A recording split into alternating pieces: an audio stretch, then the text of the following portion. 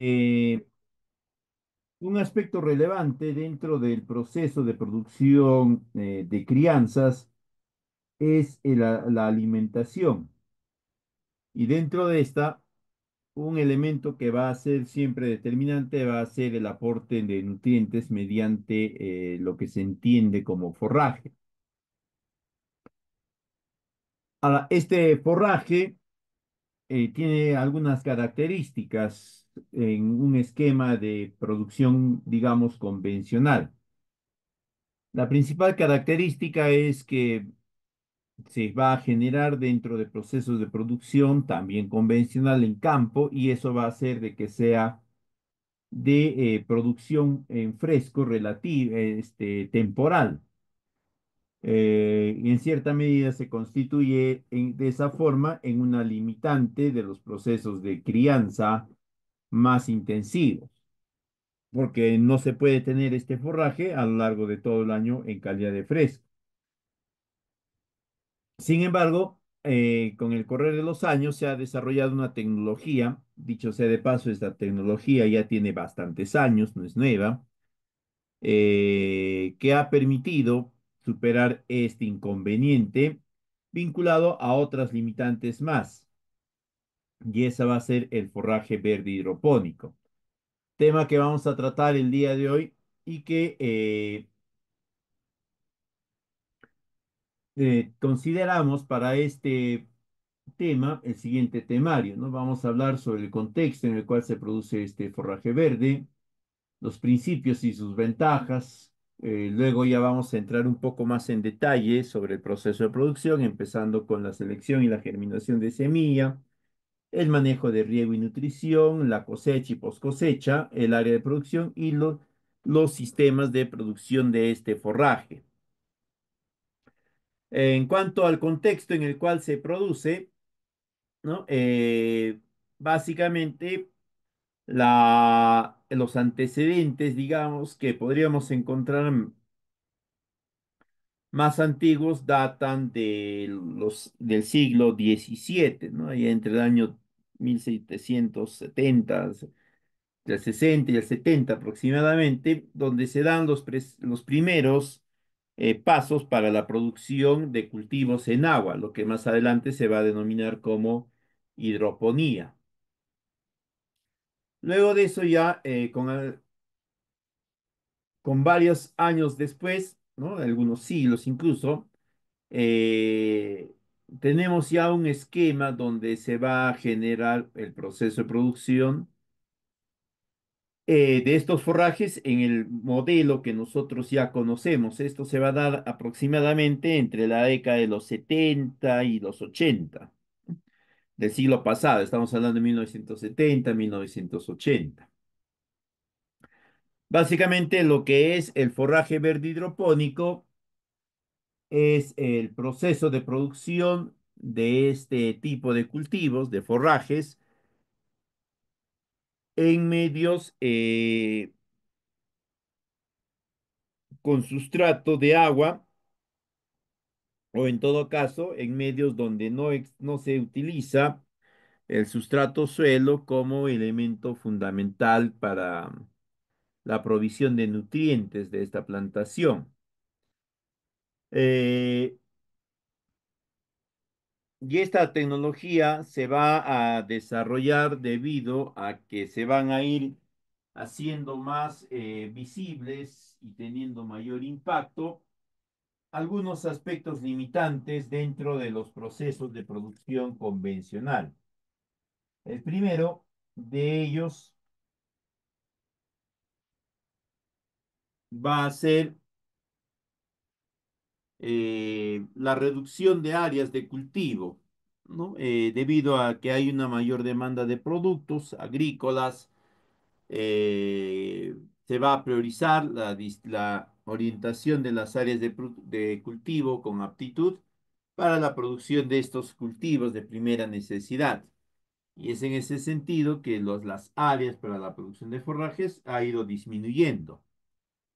Igualmente, como todos sabemos, los forrajes tienen una característica que es la de requerir una cierta dotación de agua para poder expresar su potencial productivo. Y en los últimos años, estos volúmenes disponibles de agua han ido siendo más, mejor dicho, se han ido reduciendo en cuanto a su accesibilidad. Eh, Otra característica del contexto que ha permitido que se desarrollen técnicas alternativas de producción de forrajes es que estos están expuestos a un riesgo climático relativamente alto, ¿no? La presencia, para empezar, de heladas, de sequías, de granizadas, de temporadas de altísima radiación solar y demás. Entonces, estos aspectos han generado, pues, que se presente o que se tenga que desarrollar una tecnología eh, que pueda constituirse en una alternativa real para la producción de forraje. Porque como habíamos dicho al principio, todas las crianzas o la gran mayoría de crianzas lo va a requerir.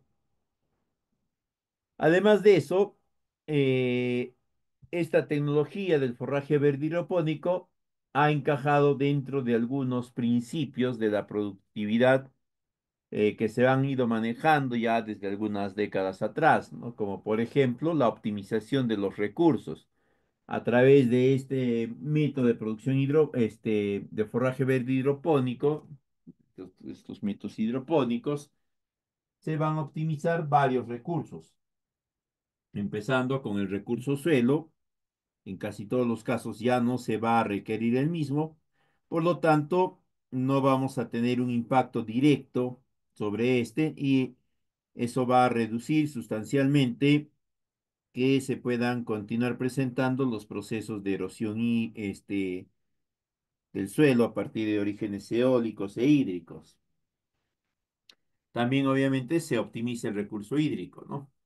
Un aspecto relevante es que se desvincula con la disponibilidad de terrenos para la producción de forrajes. Ya no se va a requerir el suelo, como decíamos. Igualmente va a incrementarse la productividad, toda vez de que estos tipos de producción se generan bajo estructuras cerradas, donde se pueden controlar varios de los factores de producción. Nosotros podemos garantizar que el proceso de producción, primero, sea mucho más continuo. Segundo, que no se vea limitado por aspectos climáticos. Tercero, que esté más orientado a la obtención de un producto de calidad. Todo esto en conjunto va a redundar pues en el incremento de la productividad. No solamente se va a incrementar la cantidad de producción de forraje, sino también la calidad del mismo, la frecuencia de cultivos o de cosechas por periodo y demás. Y otro aspecto fundamental es que se van a reducir sustancialmente los ciclos de producción, porque mientras en un proceso de producción convencional se tenía que esperar que la plantación cumpla con todo su ciclo de producción, ¿no? En un proceso de producción de forraje verde hidropónico, este ya no tiene que cumplir con todo su ciclo de producción. Basta que la plantación o la bandeja, como generalmente es la forma en la que se produce este, tenga una altura definida, ya se puede emplear para la alimentación y se puede reiniciar un nuevo proceso de producción. Las ventajas, como se entenderá entonces, están vinculadas principalmente a lo que vendría a ser el ahorro de agua. Convencionalmente, ¿ya? Por cada kilo de materia seca de forraje se utiliza entre 270 a 635 litros, dependiendo del tipo de forraje que se está produciendo, el clima y otros aspectos. Vamos a suponer que el promedio es de, ya para no ir lejos, de 300 litros por kilo. No estamos hablando de un sistema convencional donde también el sistema de riego, por si acaso, es convencional. Sin embargo, en una producción en un esquema hidropónico, por cada kilo, ¿ya? Por cada kilo de materia seca se va a emplear entre 2 a 3 litros de agua. Vamos a suponer que sea 3 el rango más alto. Estamos hablando de un ahorro prácticamente del 90%, ¿no? De 300 litros, está reduciéndote, o perdón, de 99%, de 300 litros está reduciendo a 3 litros. Una optimización a todas luces bastante interesante, como se entiende. Otra ventaja competitiva de este esquema es la eficiencia del tiempo. En este esquema, lo que en el esquema convencional van a ser aproximadamente entre 60 a 90 días, ¿no? Acá se va a reducir a 15 o 20 días. Acá también se va a reducir sustancialmente, ¿no? Se va a cortar en el mejor de los casos a un cuarto de tiempo, o en el peor de los casos un cuarto de tiempo, y si no a mucho menos porcentaje de tiempo. Y otro aspecto de interés ventajoso es que en el peor de los casos, se va a preservar el valor nutricional del forraje y en otros se va a incrementar, pero no se va a incrementar porque el forraje se ha tendido de otra forma y eso haga de que se concentren mayores nutrientes o que tengas que darle algunos suplementos nutritivos para que puedan tener mayor contenido nutricional, sino básicamente porque se va a emplear una, una especie, una planta, ¿ya? Que está en un proceso de desarrollo eh, y que eso hace que tenga un mayor contenido de nutrientes en el momento de su aprovechamiento. Ahí tenemos en pantalla, ¿no? La cantidad de agua que se utiliza por cada kilo de materia seca en un proceso de producción convencional a lo largo de un promedio de 5 años. Y también tenemos, ¿no? El contenido nutricional de energía, de proteína, eh, de algunos tipos de forraje verde hidropónico, como es cebada, frente a otros, ¿no? Como es el concentrado, el heno y la paja misma.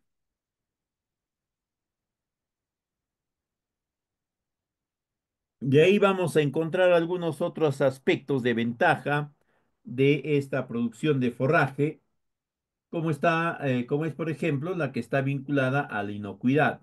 Como el proceso va a ser más controlado, se entiende también que va a requerir menos acciones de control, por lo tanto, menos uso de elementos que permitan el control de plagas y enfermedades. Los costos de producción también se van a optimizar sustancialmente. La mayoría de esquemas de producción de forraje verde hidropónico van a tener un costo de instalación relativamente alto, pero una vez instalado, ¿no? El sistema ya empieza a generar utilidades debido a que se optimizan en varios aspectos, ¿no? Se optimizan no solamente los recursos, no solamente el tiempo, sino también se va a optimizar el espacio, porque se van a poder generar estructuras tridimensionales de producción.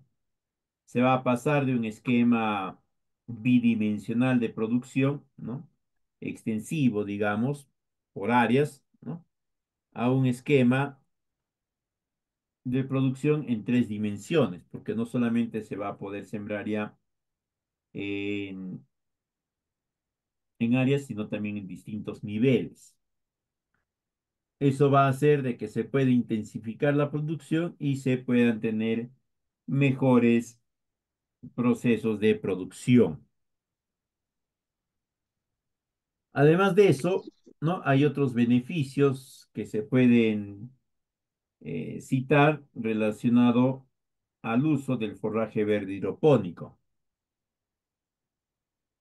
Eh, por ejemplo, a través de estudios se ha demostrado pues que hay un incremento de ganancia de peso vivo en corderos que son alimentados con forraje verde hidropónico frente a esquemas de alimentación con forraje producido de forma convencional. Lo mismo sucede con aves domésticas, también hay casos similares, validados totalmente ya en la crianza de porcinos.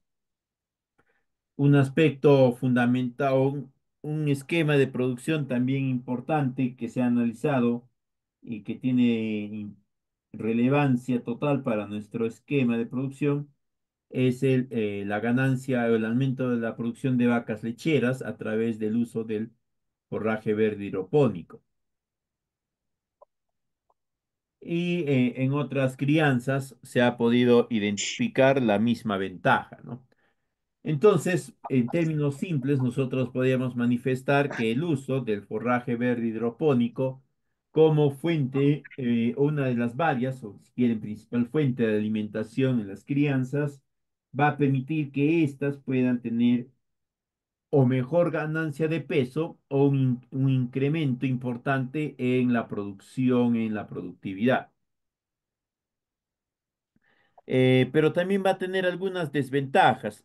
La principal, ¿no?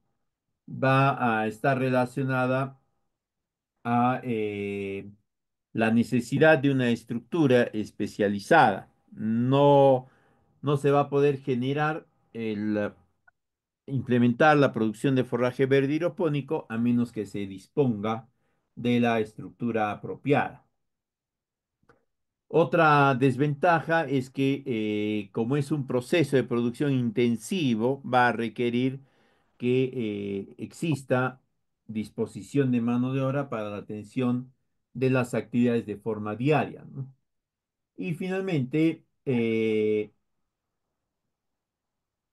hay veces se entiende o se malinterpreta o se malentiende que este sistema demanda bastante atención, ¿no? Y se deja de lado esta necesidad de atención, reduciendo o en algunos casos limitando sustancialmente que se puedan tener pues los márgenes de utilidad, los márgenes de empleabilidad que se han ido identificando bajo esquemas de producción mucho más responsables.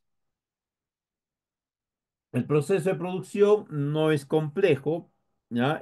Sigue varios de los principios y de los esquemas de la producción convencional. Por ejemplo, requiere siempre el uso de material genético, en este caso de semillas idóneas, apropiadas, que pueden ser entre los granos, cebada, avena, podría ser también eventualmente maíz, trigo, sorgo, entre los principales, entre los comúnmente empleados. Eh, de ahí vamos a encontrar la necesidad de identificar y seleccionar una buena calidad de semilla. Para ello tenemos que tener en cuenta algunos parámetros. El primero de ellos, fundamental, va a ser que nosotros conozcamos el origen de la semilla, ¿no? Es decir, al productor, si queremos también mencionarlo así, o en todo caso que tengamos seguridad del origen de alta calidad sanitaria, de alta calidad fisiológica de la semilla.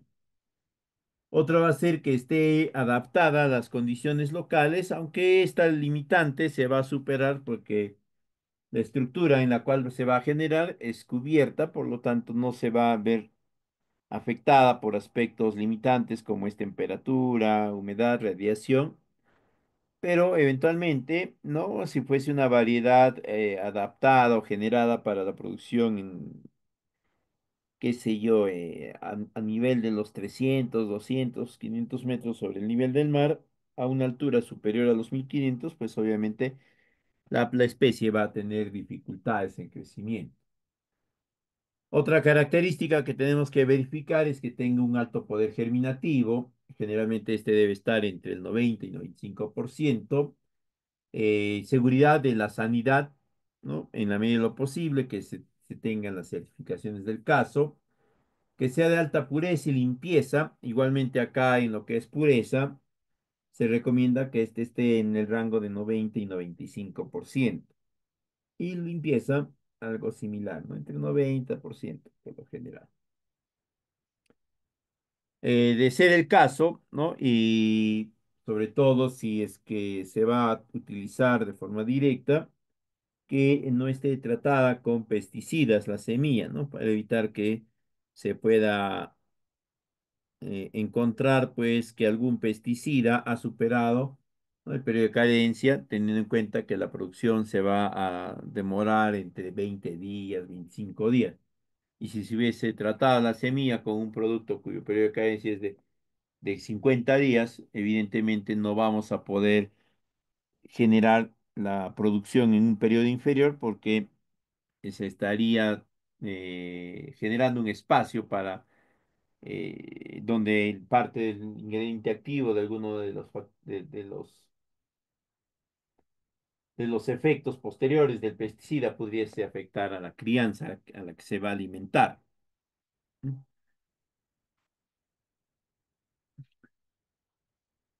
Uno de los aspectos fundamentales de la producción de forraje verde hidropónico va a ser el conjunto de actividades que vamos a brindarle a la semilla antes de la instalación. Teniendo en cuenta que la producción va a ser prácticamente directa, es decir, la semilla se va a esparcer y se va a generar el desarrollo de la plantación directamente, se tiene que tener en cuenta que debemos de garantizar una limpieza de la semilla. Para eso se va a lavar, ¿no? Se va a lavar y, de ser el caso, se va a desinfectar, pero únicamente con hipoclorito de sodio, ¿ah? El porcentaje que se recomienda va a ser del 1%. Y se va a lavar por rangos de 30 segundos a 3 minutos, dependiendo de la semilla y algunos otros aspectos. Una vez que se ha terminado este proceso de lavado y desinfección con hipoclorito de sodio, se va a proceder a enjuagar la semilla con agua corriente, ¿ya? Bien enjuagado, y luego de 3 enjuagues bastante rigurosos, ¿no? Se va a dejar que la semilla se ore. Esto va a ser el proceso de desinfección de la semilla, no se le va a agregar ningún otro elemento, ¿no? Por eso es que se mencionaba como una de las principales características de la semilla que la fuente de origen de la misma sea conocida. Luego de eso se va a trasladar esta semilla ya a una bolsa de tela y se va a sumergir esta en agua limpia, de preferencia que no sea potable para que no se pueda ver afectada por el cloro, por 2 momentos de 12 horas cada uno. Es decir, lo vas a sumergir por 12 horas continuas, lo vas a extraer, lo vas a dejar orear por 1 hora y lo vas a volver a meter por otras 12 horas. Luego de esta segunda tanda de remojo de 12 horas, lo vas a extraer, lo vas a dejar orear un poco y de ahí vas a proceder ya a la siembra, que en la práctica es una distribución de la semilla en las bandejas de producción, ¿no? Ahora el espesor de la capa de semilla que se va a colocar en la bandeja va a ser aproximadamente entre 1,5 centímetros o 1,2 centímetros, ¿ya? Ahora, ¿por qué se tiene que esparcer en una capa que esté sobre el centímetro, casi centímetro y medio? Porque se van a sostener entre ellas las plántulas al momento de iniciar su proceso de crecimiento. Entonces va a ser fundamental que haya una capa gruesa de las mismas, de las semillas, ¿no? Para que puedan sostenerse entre sí. En cuanto a la dosis de siembra, ¿ya? Esta se va a calcular siempre en función a los metros cuadrados. Ahí, como se entiende, va a ser determinante que nosotros tengamos, aunque nosotros traslademos estas cantidades a las áreas de las bandejas, ¿no? Más o menos el rango es de 2,2 a 3,4 kilos de semilla por cada metro cuadrado. Entonces, nosotros vamos a extrapolar y vamos a calcular el área de cada bandeja, ¿no? Y vamos a definir qué cantidad de semillas se incorporaría por cada bandeja. Ahí tenemos en la tabla, ¿no?, el cálculo de algunas densidades de siembra. Esto es en gramos por centímetro de superficie, ¿no? Si es un centímetro cuadrado, estamos hablando de 0,63 gramos. Si es de 100 centímetros cuadrados, estamos hablando de 63,7 gramos y así. Eh, las dimensiones que se han empleado para determinar esto son las de una bandeja de panadería que tiene la capacidad de 1 kilo de semilla por cada una de ellas, ¿no?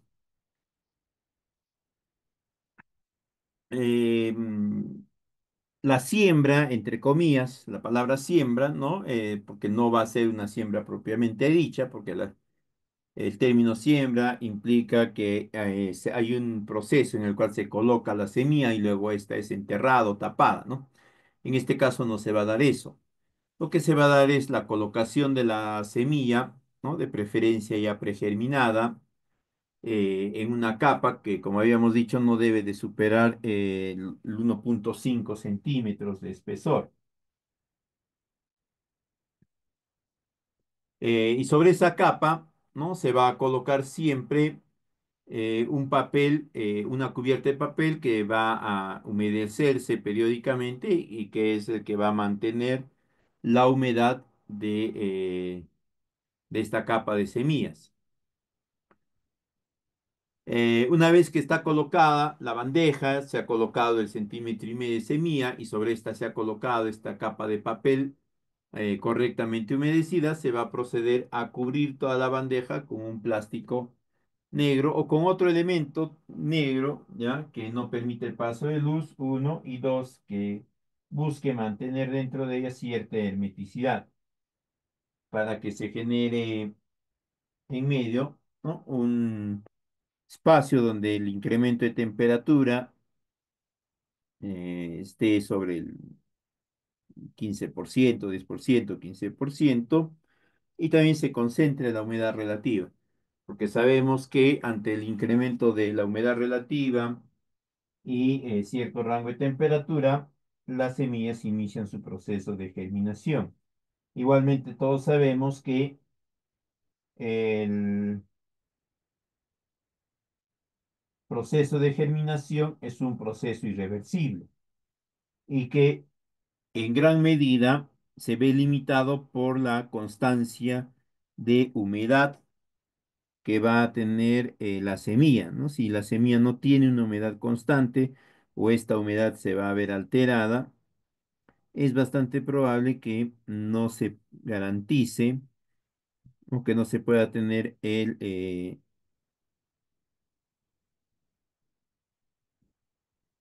nivel de prendimiento, el nivel de emergencia, de brotamiento que se pueda esperar.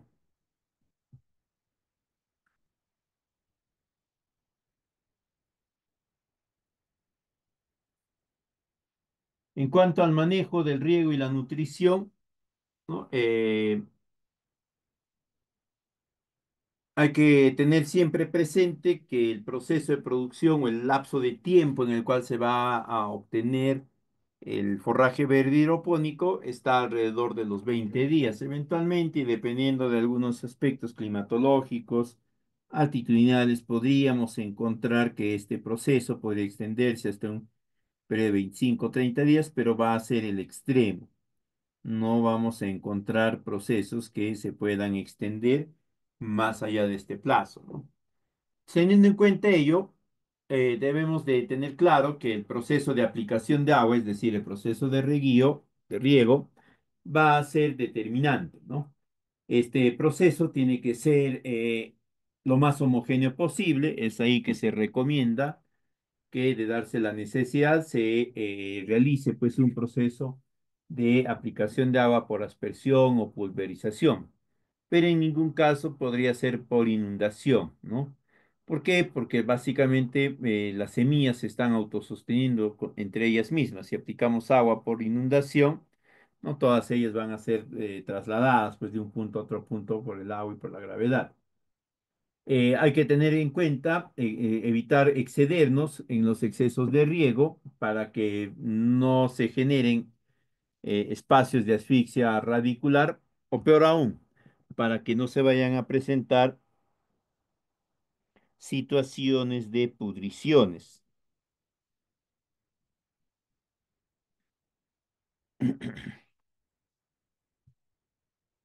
Eh,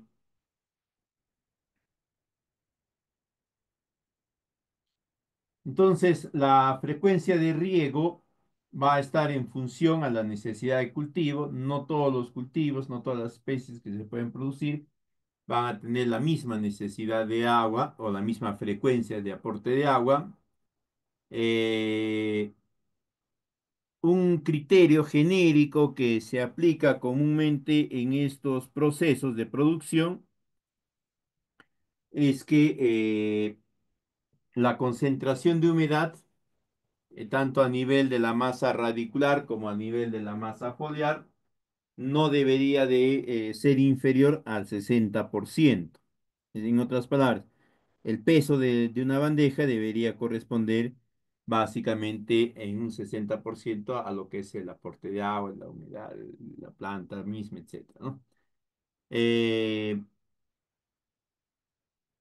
También se puede manejar algún otro criterio genérico, sin embargo, como habíamos mencionado, esto tiene que estar siendo verificado en todo momento y este es un dato netamente referencial. ¿Ya? Por ejemplo, los primeros 4 días se puede aplicar hasta medio litro de agua por metro cuadrado, ¿no? Y esto dividido entre 6 a 9 momentos, podría ser también 7 momentos, u 8, ¿no? Para poder aplicar este volumen. Y cada momento de aplicación debería de durar un máximo de 3 minutos, ¿no? Pero como le digo, esto es netamente referencial. Es para si tenemos la necesidad de alguna aplicación y no podemos calcular apropiadamente la cantidad ni el tiempo que se requiere. A partir del día 5 hasta el día 10, la aplicación de agua va a ser algo mayor, por lo general, indistintamente a la cantidad inicial, ¿no? Esta se va a duplicar. ¿Qué quiere decir? Si en los primeros 4 días se ha determinado que lo que se requiere es 1 litro, del día 5 al día 10, se aplicaría el doble, 2 litros por metro cuadrado. Si en los primeros 4 días se ha determinado que lo que se requería era 1/4 de litro, en estos otros 6 días, del día 5 al día 10, se aplicaría, ¿no? 0,6 litros. De ahí, del día 10 al día 15, ¿no?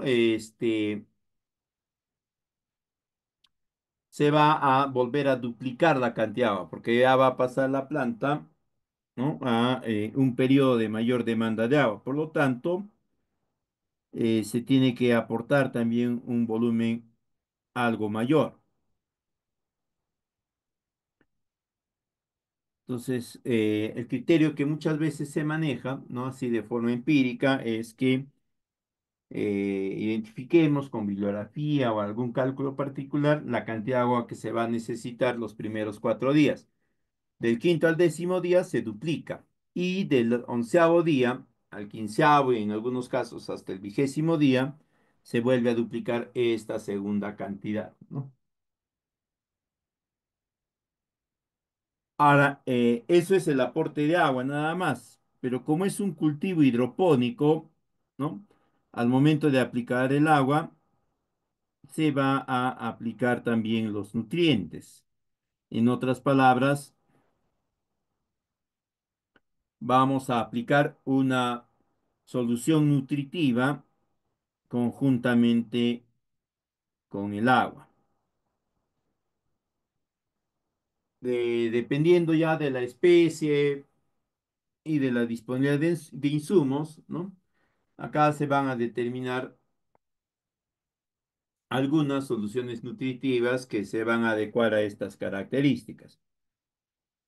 Sin embargo, en términos generales, ya lo que podemos definir nosotros es que hay un aporte recomendado de algunos nutrientes en partes por millón que se tiene que considerar, ¿no? Por ejemplo, el nitrógeno se considera que entre 200 a 220 partes por millón es lo ideal. En potasio está alrededor de los 175 hasta 185, 190 partes por millón. En fósforo está entre 70 y 90 partes por millón. De magnesio, ¿no? Se requiere también una cantidad importante, 71 partes por millón en promedio, y el rango puede ir desde el 65 hasta el 80%, o 80 partes por millón. Igualmente de hierro y azufre, dependiendo, ¿no? Si las condiciones de la zona de producción son demasiado cálidas, ¿no? Para ir evitando que se puedan presentar enfermedades de tipo fungoso. Estas son cantidades recomendadas básicas, ¿no? De ahí ya para el proceso específico que cada uno de ustedes vayan a ir conduciendo, tendrán que determinar algunas cantidades ya más específicas, ¿ya?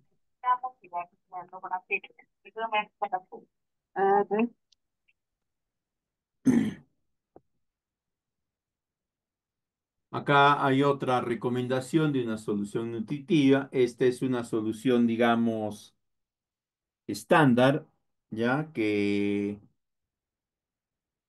se ha desarrollado en la FAO en, aproximadamente entre los años 95 y 97 y que considera el aporte de dos soluciones, ¿no? Solución A y solución B, que se van a diluir en 10 litros la solución A y en 4 litros la solución B y que estas recién de ahí se van a mezclar.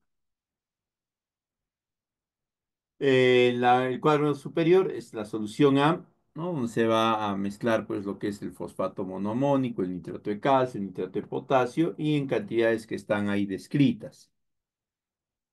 El cuadro inferior es la solución B, ¿ya? Donde se va a mezclar sulfato de magnesio, sulfato de cobre, de manganeso, sulfato de zinc, ácido bórico, molibdato de amonio y quelato de hierro en esas cantidades. Es la solución que va a aportar lo que podríamos llamar los microelementos, ¿no? Que son determinantes también. Ahora, la razón de mezcla va a ser de 1,25 centímetros cúbicos de la solución A por 0,5 centímetros cúbicos de la solución B por cada litro de agua. En otras palabras, si yo voy a utilizar 10 litros de agua para el aporte nutricional, ¿no? De mi instalación, tendré que agregarle a esos 10 litros de agua, le tendré que agregar 12,5 centímetros cúbicos de la solución madre A y 5 centímetros cúbicos de la solución B. Lo diluyo apropiadamente estos dos y luego lo puedo aplicar ya. Sin embargo, también tenemos algunas otras soluciones que se han ido generando a lo largo de los años, ¿no? Ahí en el cuadro ustedes tienen algunas otras soluciones nutritivas que se han empleado y que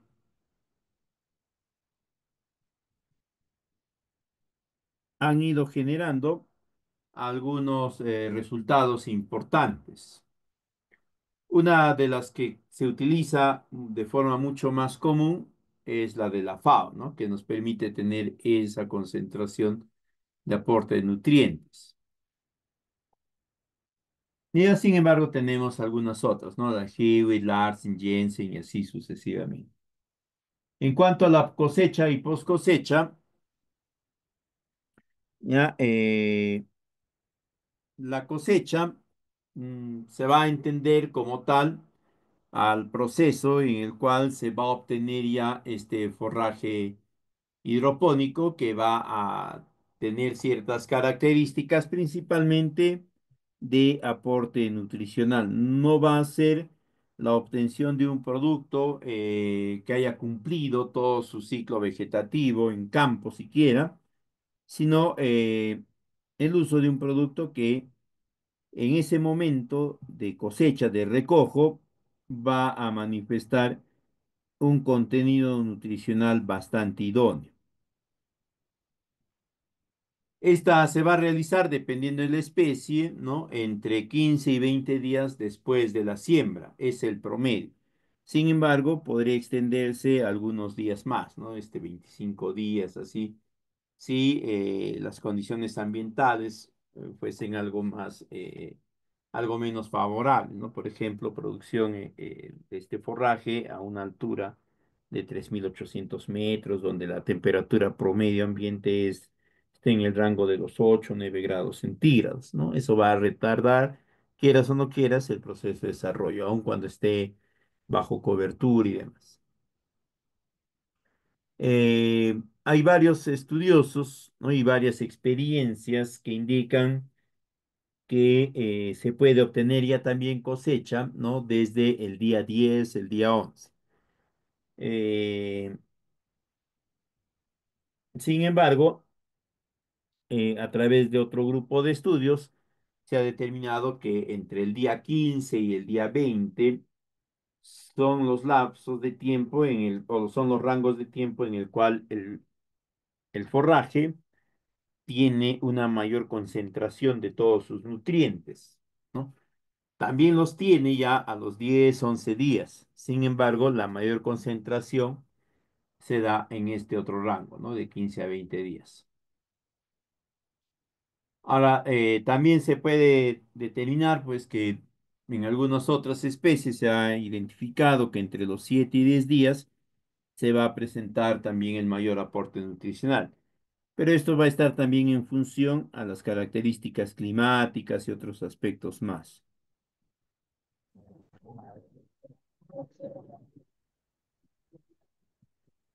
Además de eso, hay una justificación técnico-productiva que valida que la producción en la bandeja pueda extenderse hasta por un periodo de 20 días, ¿no?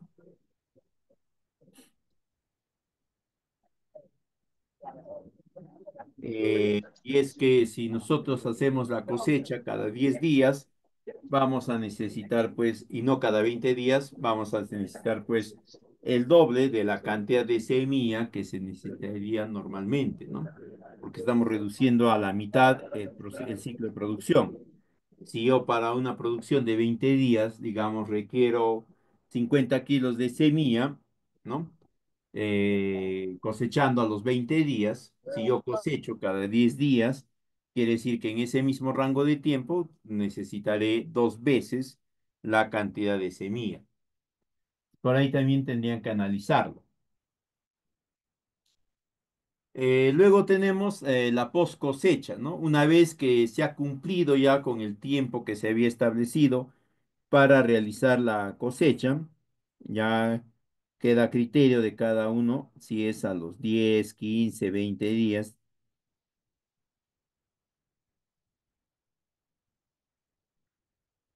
¿ya? Se va a realizar ya el manejo de post cosecha, es decir, el uso de la biomasa para atender las necesidades alimenticias de las crianzas. Por lo general, la biomasa que se extrae de la bandeja se va a dividir en porciones, ¿ya? Esta porción se va a colocar en un punto de alimentación y se va a esperar a que la crianza la pueda tomar, pueda alimentarse. Eso obviamente va a ser característico o se va a llevar adelante también en todos los tipos de crianza. Sin embargo, si la crianza es un ganado ya de maduro, que requiere una cantidad importante, pues tal vez no sea necesario dividir en muchas porciones o incluso no dividir en ninguna porción, ¿no? La biomasa obtenida de la bandeja.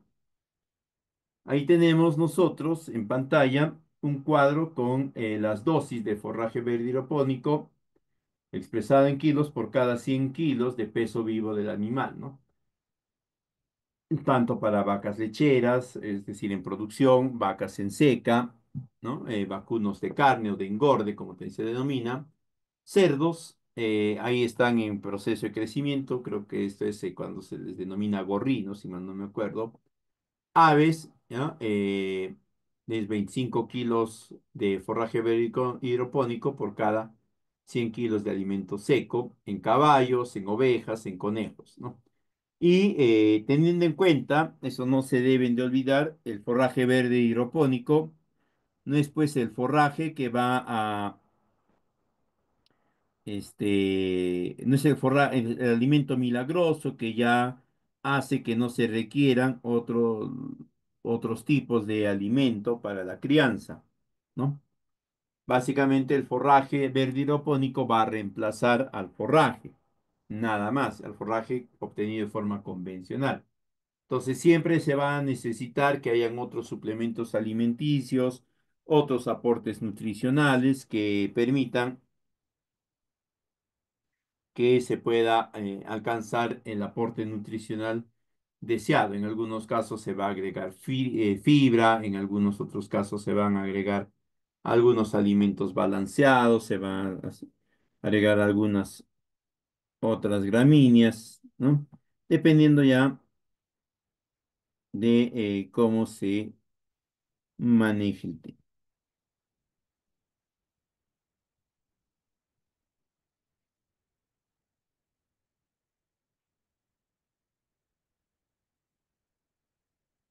En cuanto al área de producción, el rendimiento de un metro cuadrado de forraje verde, o perdón, un metro cuadrado de instalación de forraje verde hidropónico nos permite obtener aproximadamente de 50 a 60 kilogramos de forraje por día. Una cantidad apropiada para alimentar 6 cabezas bovinas para carne o 5 lecheras o 30 ovejas o 45 caras, 30 cerdos. Es decir, con un metro cuadrado de forraje verde hidropónico, nosotros podríamos alimentar cualquiera de estas cantidades de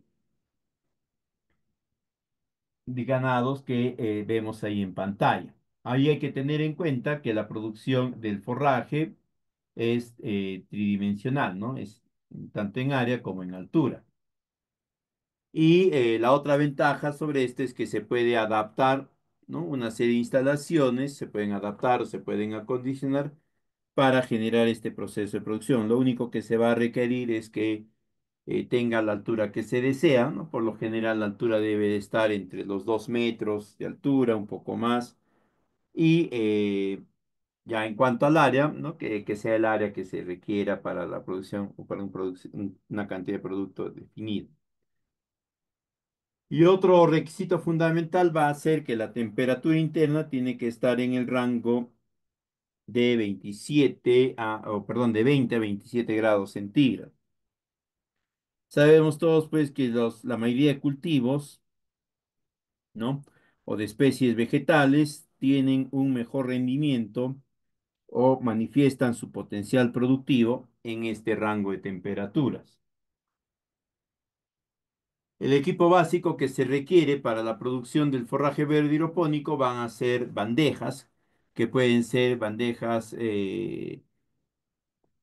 fabricadas específicamente para la producción de forraje verde hidropónico o algunas otras estructuras que se puedan adaptar para dicho fin, pero indistinto a ello deben tener una profundidad que va de los 15 a los 20 centímetros, ¿no? Eso va a permitir que puedan tener mayor estabilidad, que la producción del forraje también pueda ser más permanente. Otra característica es que se tienen que generar módulos verticales de modo tal que se pueda aprovechar todo el espacio disponible para la producción del forraje. En algunos casos, entre los niveles de cada módulo vertical, también se recomienda que se pueda colocar alguna instalación de aporte de luz, ¿no? En cuanto al sistema de riego, este puede ser manual o puede ser automatizado. Acá es donde ya entra a tallar la incorporación de los esquemas de producción hidropónica convencionales, que algunos de nosotros ya habremos visto, ¿no? Y que va a permitir que haya una circulación constante y que haya una cierta automatización en el proceso de aporte de agua. Como les había mencionado, también se tiene que verificar la necesidad de un sistema de iluminación para compensar que se vaya a reducir esta de forma natural debido a la existencia de los niveles en cada módulo de producción. Hay que recordar que el factor o el elemento que permite el desarrollo de las plantas es la luz, ¿no? Es la que permite el desarrollo de la fotosíntesis. Sin esta la planta no puede cumplir la fotosíntesis. Finalmente, ¿no? Vamos a ver de forma rápida y puntual algunos sistemas de producción de forraje verde hidropónico. Tenemos la técnica del nutriente, ¿no? El FNT, que tiene sus características. No se olviden que requiere un grado de inclinación de la bandeja, un punto de ingreso superior y un punto de salida inferior, y que este cuerpo de agua tiene que ser trasladado hacia un reservorio donde hay un equipo de aireación, una válvula de impulsión que va a hacer que el sistema recircule nuevamente. En cuanto ya al periodo de recirculación, esto se va a determinar a través de los usos de los timers. Ahí tenemos en pantalla algunos esquemas y algunas No está disposiciones haciendo a... de hidropónica. No, es que yo voy a ir También a... tenemos la técnica del Deep Flow Technique, ¿no? De raíz profunda, Esta botella la a saludar. decía anterior, No, está... Bueno, ya eh, la botellita, pues. que se puede instalar de manera extensiva. No es bastante común esto en técnicas modulares verticales, pero que también requiere, ¿no? Una bomba de impulsión, un filtro, un inyector de aire para que airee y mueve el agua, y luego el tanque nutriente.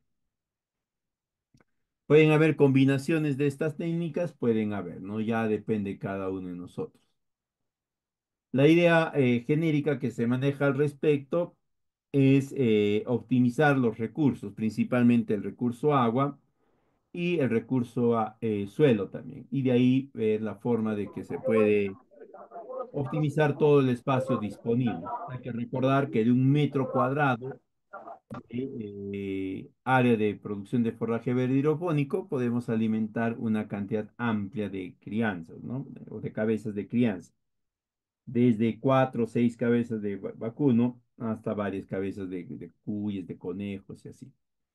Bien, sería todo en esta oportunidad. La PPT se les va a alcanzar a todos ustedes conjuntamente con un pequeño manual de producción de forraje verde hidropónico. Si hubiese alguna consulta, ¿ya? Quedo atento para poderla absolver.